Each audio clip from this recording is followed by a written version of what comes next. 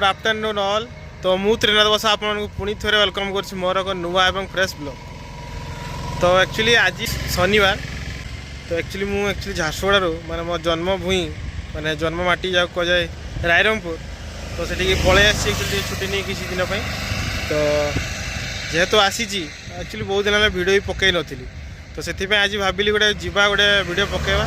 जेहेतु मयूरभंज आसी मैंने रायरंगपुर आसी मैंने मुढ़ी टे माड़ हम और खाली मुढ़ी तो माड़ करवा भल नुहे ना।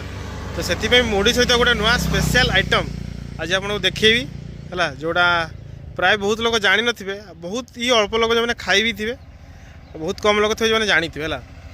तो गोटे ढाबा अच्छी एपटे मुझे एक्चुअली आसी विषय पटे गोटे आसी विषय पटे आसी। तो से विषय रास्तार गला आपको देखी जगह से देखेबी कौटी अच्छी। तो सीठी जाइकी ही देखा कौटी अच्छी जगह एका आसनी मो सांगड़ गोटे अच्छी ये काश तो गोटे कथा हो। तो जेहेतु आसी तो मुढ़ी तो सेटा माड़टा हम आस तो जाओ ये करवा। तो चलतु सीधा जाकि देखा आमर से लोकेशन है। तो चलतु जीवा।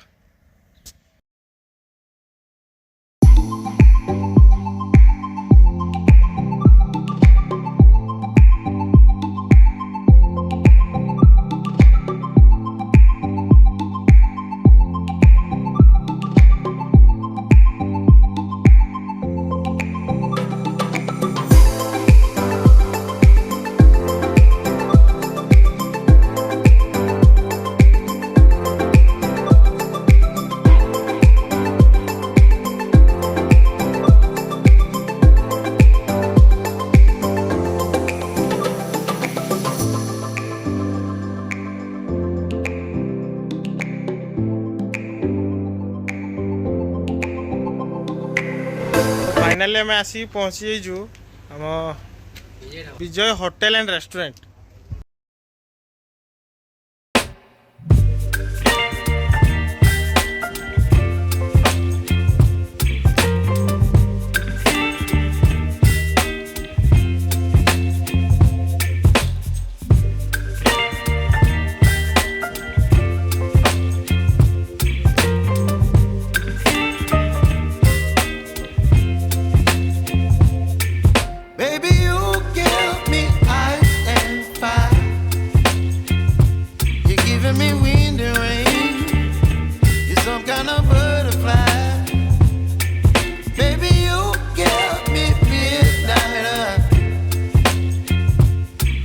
My appetite, don't leave me here high and dry.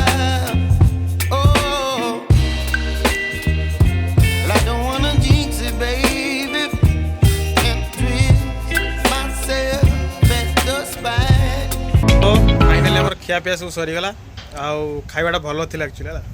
तो आम जोटा खाइलु से एक्चुअली स्पेशल आइटमटा होची पचनी है। तो पचनीटा ही खाइबा मुझे आसती दीर्घ 34 किलोमीटर दूर मो घर है।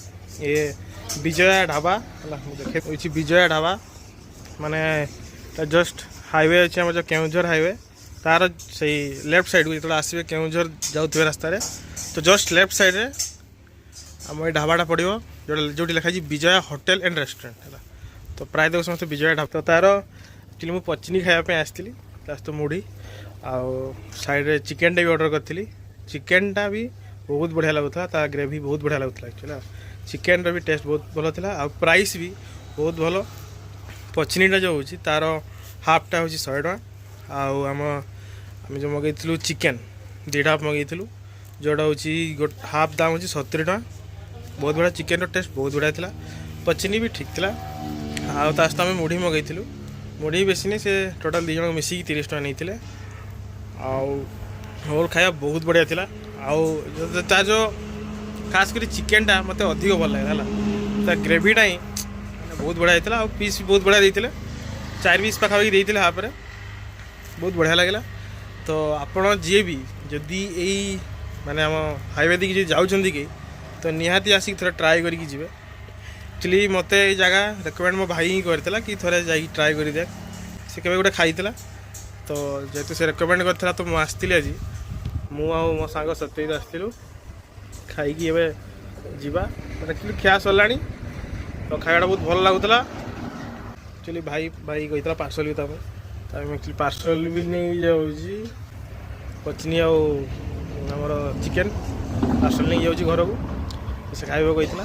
ତ ଭିଡ଼ିଓକୁ ଦେଖୁଥାନ୍ତୁ ଆଉ ଯଦି ଭଲ ଲାଗୁଛି ତ ଲାଇକ୍ କରନ୍ତୁ ଆଉ ଯଦି ଭଲ ନ ଲାଗୁଛି ତ ଦୁଇଥର ଡିସଲାଇକ୍ ବଟନ୍ଟା ଦବାଇ ଦିଅନ୍ତୁ। ଲାଇକ୍ ସେୟାର ଆଉ ସବସ୍କ୍ରାଇବ୍ କରିବାକୁ କେବେ ଭୁଲିବେନି ଆଉ ଯଦି ଭଲ ଲାଗେ ଭିଡ଼ିଓକୁ ନିହାତି ସେୟାର କରିବେ ଆଉ ଏମିତି କଣ୍ଟେଣ୍ଟ ଦେଖିବା ପାଇଁ ଖାକେ ଦେଖକୁ ସବସ୍କ୍ରାଇବ୍ କରିଥାନ୍ତୁ। ତ ଠିକ୍ ଅଛି ଦେଖା ହେବ ନେକ୍ସଟ ଭିଡ଼ିଓରେ। ତ ଟିଲ୍ ଦେନ୍ ଖାକେ ଦେଖ।